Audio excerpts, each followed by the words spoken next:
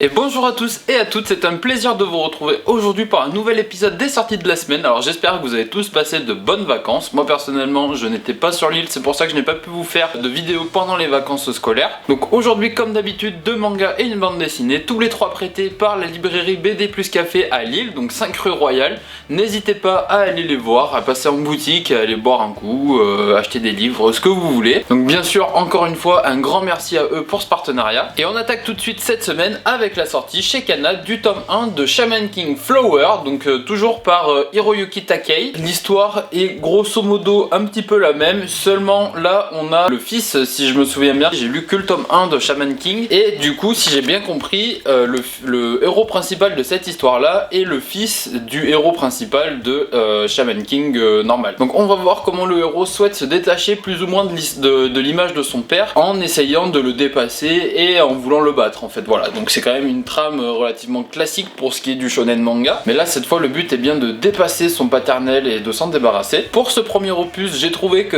comme dans le premier opus de Shaman King, il y a beaucoup d'humour, que l'histoire a l'air d'être bien ficelée. Une fois de plus, on voit que le dessin est très travaillé, avec cependant une petite mise à jour, on va dire, en termes de qualité graphique, puisque il n'y a aucun doute que le tome 1 de Shaman King est un manga des années 90, début 2000, dans le style graphique, et là on voit que le style est quand même très actuel dans ce Shaman King Flower, donc on va dire que c'est une des grosses différences qu'il y a entre les deux séries. Donc ce tome 1 est disponible aux éditions Kana et à BD Plus Café pour un prix de 7,45€. On enchaîne ensuite avec un shoujo, je crois bien que c'est le premier ou le deuxième si on compte Supinu, donc le deuxième shoujo que je vous présente avec cette série sortie de la semaine. Donc aujourd'hui on parle de Don't Fake Your Smile aux éditions Akata. Alors les éditions Akata sont quand même réputées pour avoir un catalogue assez engagé sur certaines causes, notamment l'homophobie, le féminisme, tout ça. Ce manga ne déroge pas à la règle puisqu'on va y retrouver dedans tous les traumatismes qui peuvent être engendrés par un viol et une agression sexuelle, même sans aller jusqu'à la pénétration, puisque pour l'instant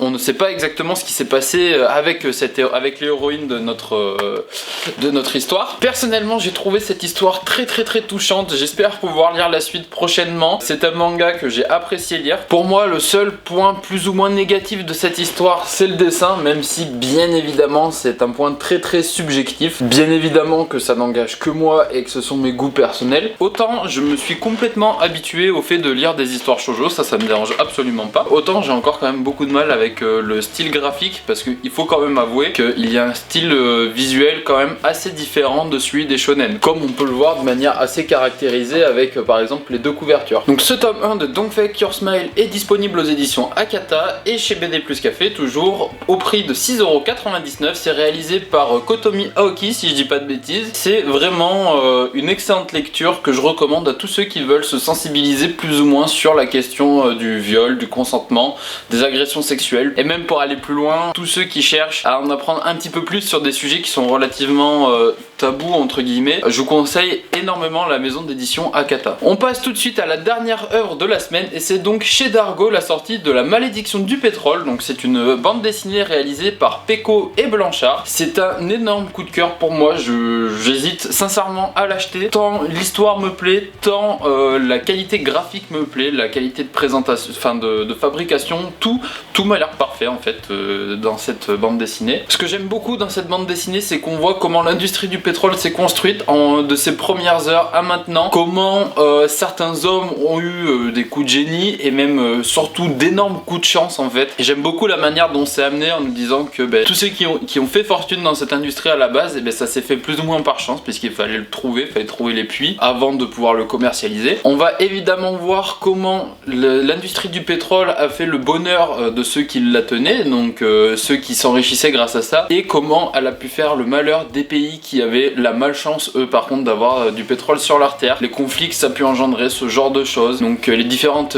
inégalités que ça peut créer d'un continent à l'autre. C'est vraiment très bien amené, j'aime beaucoup la manière dont on est plus ou moins pris par la main pour nous expliquer comment ça s'est passé. Il y a des dates, il y a des chiffres, mais c'est vraiment pas lourd, c'est pas redondant. J'ai que du bien à dire de cette bande dessinée en vérité. J'aime également beaucoup l'aspect graphique de cette bande dessinée. À l'image de cette page, l'intégralité de la bande dessinée est réalisée en noir et blanc, mais mais j'aimerais qu'on s'attarde un petit peu sur la qualité du dessin. C'est un dessin avec beaucoup de traits, j'adore vraiment ce genre de dessin. L'aspect graphique pour moi est très réussi, il colle très bien à l'ambiance et au message que veut faire passer cette bande dessinée, c'est-à-dire une ambiance plutôt pesante, une ambiance plutôt noire. Il y a beaucoup, notamment au niveau du dessin, d'allusions à la mort, avec bien sûr des squelettes, des crânes. C'est vraiment quelque chose qui est omniprésent. On voit vraiment dans cette bande dessinée comment en fait il y a presque autant de sang que de pétrole qui a coulé depuis les années 1850. Donc je le rappelle, la bande dessinée est disponible chez BD Plus Café aux éditions d'Argo pour un prix de 17,50 €. Donc c'est réalisé par Pecco et Blanchard. C'est un coup de cœur, enfin c'est mon coup de cœur de la semaine personnellement, je vous le conseille très fortement. C'est vrai que dans les précédentes vidéos je vous avais pas parlé des prix